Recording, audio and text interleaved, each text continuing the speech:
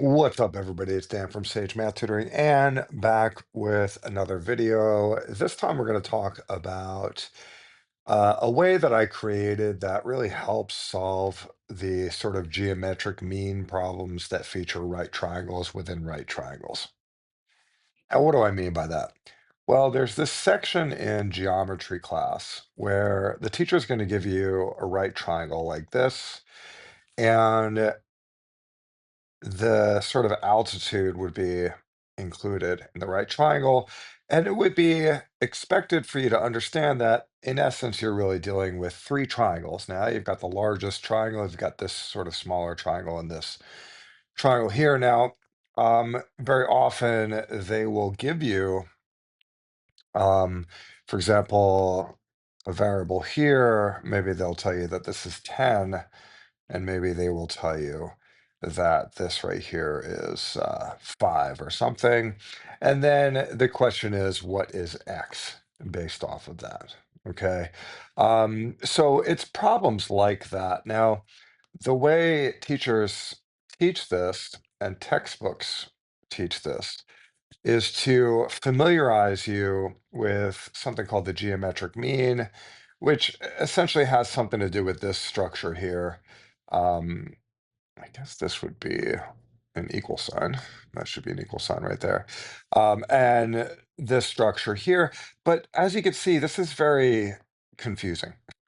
Like, I don't want to look at that. I don't want to be like, okay, let's call this H, let's call this A. It's just confusing. This can be confusing as well. Um, Keeping track of which leg you're dealing with. Uh, Furthermore, the way different teachers teach it is um, such that they kind of disagree with each other. For example, maybe another teacher would present this to you where the X happens to be this thing, and then we're going to call this H now, I guess. Oh, H plus H1 plus H2. Okay, yay. Confusing, confusing. Get it out of here. I don't like it.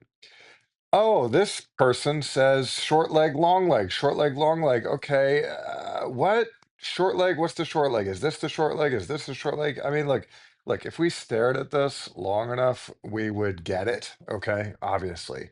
But it's just a big mess, okay? So what I decided to do is I created two pictures.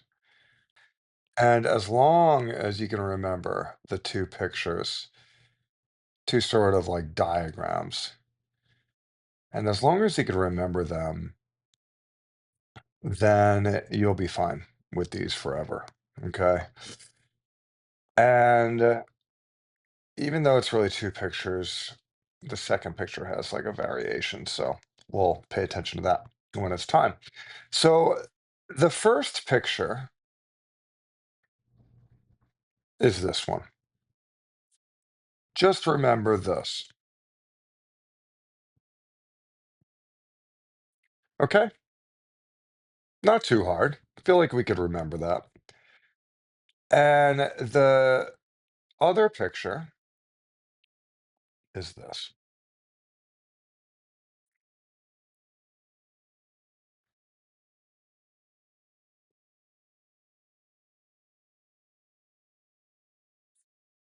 Okay. That's it. As long as you can remember these structures, you will be able to solve these problems very easily. Now, first of all, I call this one the loop-de-loop because it looks like a loop. It's like, "Whoop," you know? Now, this one's weird. I call it the claw, but that could be because I grew up with action figures and the claw sounds cool to me. Um, so why do I call it the claw? Because to me, it looks like a hand, that's kind of like, I don't know, like that kind of. I don't know. It looks like a claw. It sort of looks like this. So again, that's ridiculous, obviously. If you want to call it something else, go ahead, just kind of find a name for that. But the reason I had insisted upon drawing three of these, I guess, is because it is the case that there's sort of another variation of the claw. And the claw, you could kind of do it from the left, like I'm doing here, but obviously it's the case that you could also do the claw from the right. Okay. Now, when do you pick the loop-de-loop or the claw?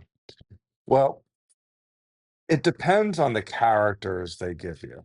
Okay. So, for example, if we have a scenario that looks like this, where they have X and they have 5 and then they have 10, well, that's a candidate for the loop-de-loop because this loop covers those, right?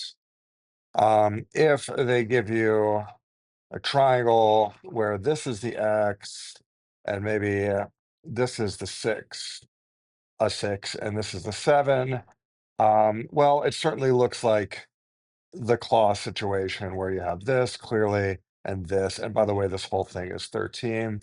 So it just depends on the characters that they give you in the problem. Now, let's think about this. What does it even mean? What does my diagram even mean? The rule is very simple. Anytime you see a loop, it means that thing is getting squared. Anytime you see a loop, it means that thing is getting squared. Simple. Anytime you see a single strand, it's always the single strand gets multiplied to the other single strand, or multiplied by, or multiplied to. I don't know, but this thing gets multiplied to that thing. This thing gets multiplied by this whole thing. Okay. So let's put it to the test. Here, this is loop-de-loop.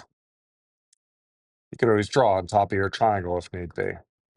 Oh, let me see. 10 squared equals 5x. Done. And then you solve it, right? See how quick that was? 100, 5x. X equals 20, obviously. Okay, so that's how fast you can do these. Now think about it. Do you want to do this? I don't know. Do you want to do something like that? I mean, some of y'all might want to do it this way. Maybe some of you are used to doing it this way. You know, fine, but I don't know, especially for people who are new, it's kind of confusing, you know? So I would much rather work with sort of this visual here. And over here, let's see, this is going to be the claw, right? And what's that? Well, that's going to be x squared equals 6 times, and you do have to be careful, it's going to be 6 times 13 because it's x squared equals 6 times this whole thing. What is this whole thing? 6 plus 7, so it's 13. Okay. So this larger claw, okay, uh, means the whole thing. Now, the best way really to choose between the loop-de-loop and the claw is whether or not they're giving you a value associated with the central pillar here. Okay. If they do, well, that's a loop-de-loop. If they don't give you a value associated with the central pillar, then it's the claw. All right, so let's do some practice problems. Oh, by the way, yeah, 6 times 13, x squared. That's 60 plus 18, which is 78. Taking the square root of that, that's going to be radical 78. So that is that. Okay, practice problems. Let's take a look. Loop-de-loop. Boom. Right? What is this part? Well, that's going to be 100 minus 36, so that's 64. Okay, cool. X squared equals 64 times 36, and then you would just solve from there. Okay, the claw, right? Boom, boom, boom. That is x squared equals 9 times 25. Notice how they actually gave you the big claw. Then you would solve that. Over here, loop-de-loop, right? Now, what is this strand going to be? Well, that's 25 minus 9, which is 16. So I think we understand we're looking at x squared equals 9 times 16, and then you would solve that. Over here, we have the claw, so it's this and then that whole thing. So we, of course, are looking at x squared equals 45 times 81. Uh, Classic loop-de-loop. I think we all see this one. So that would be 3 radical 7, I think. Over here, classic loop-de-loop, right? So we have x squared equals 84 times 16, and then we would solve that.